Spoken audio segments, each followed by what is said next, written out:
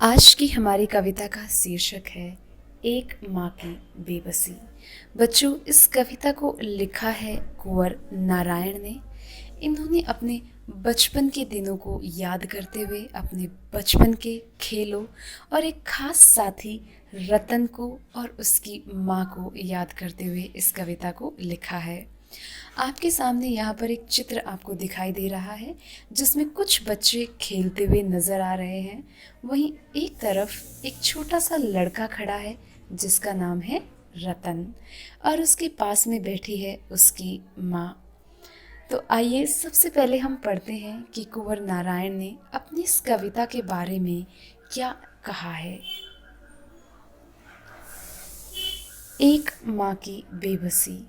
बच्चों, यहाँ पे कवि खुद अपनी कविता के बारे में कहते हैं, इस कविता को पढ़ते समय आँखों के सामने कई चित्र बनते हैं। बचपन का चित्र, बचपन के खास समय, खेल और साथियों का चित्र। उन साथियों में एक खास साथी रतन का और एक माँ का चित्र। तो यहाँ पर कवि कुंवर नारायण हमें बताते हैं कि जब भी वो इस कविता को पढ़ते हैं तो उनकी आंखों के सामने उनकी बचपन की यादें, उनके बचपन के साथी और उसमें से भी एक खास साथी रतन और उसकी माँ का चित्र उभर कर सामने आ जाता है। क्या कभी आपने भी सोचा है कि आप किसी चीज़ को पढ़ें और पढ़ते हुए शब्दों के द्वारा ही आपके सामने एक चित्र सा बन जाता हो दिमाग में? तो यही बात यहाँ पर कवि अपनी इस कविता के बारे में कहते हैं। आगे वो कह रहे हैं, इसे पढ़ो और महसूस करो। तो आइए अभी हम सबसे पहले इस कविता को शुरू से लेकर अंत तक पढ़ते हैं और इसमें छुपे हुए भावों को समझते हैं। कवि लिखते हैं, ना जाने किस अदृश्य पड़ोस से, ना जाने किस अदृश्य पड़ोस से निकल कर आता था वह खेलने हमारे साथ रतन। यहाँ पर कवि अपने बचपन के साथी रतन के बारे में बता रहे हैं।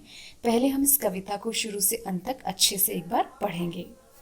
न जाने किस अदृश्य पड़ोस से निकल कर आता था वह खेलने हमारे साथ रतन, जो बोल नहीं सकता था, खेलता था हमारे साथ एक टूटे खिलौने की तरह। देखने में हम बच्चों की ही तरह था वह भी एक बच्चा, लेकिन हम बच्चों के लिए अजूबा था, क्योंकि हमसे भिन्न था। थोड़ा घबराते भी थे हम उससे, क्योंकि समझ नहीं पाते थे उसकी घबराहटों को, ना इशारों में कही उसकी बातों को, ना उसकी भयभीत आँखों में हर समय दिखती उसके अंदर की छटपटाहटों को।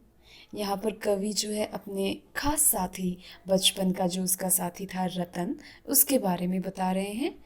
जितनी देर वह रहता पास बैठी उसकी माँ निहारती रहती उसका खेलना। अब जैसे जैसे कुछ बेहतर समझने लगा हूँ। अब कवि जब पहले छोटे थे बचपन में तो उस समय तो समझ नहीं आता था, लेकिन बड़े होने के बाद वो कहते हैं, अब जैसे जैसे कुछ बेहतर समझने लगा हूँ, उनकी भाषा जो बोल नहीं पाते हैं याद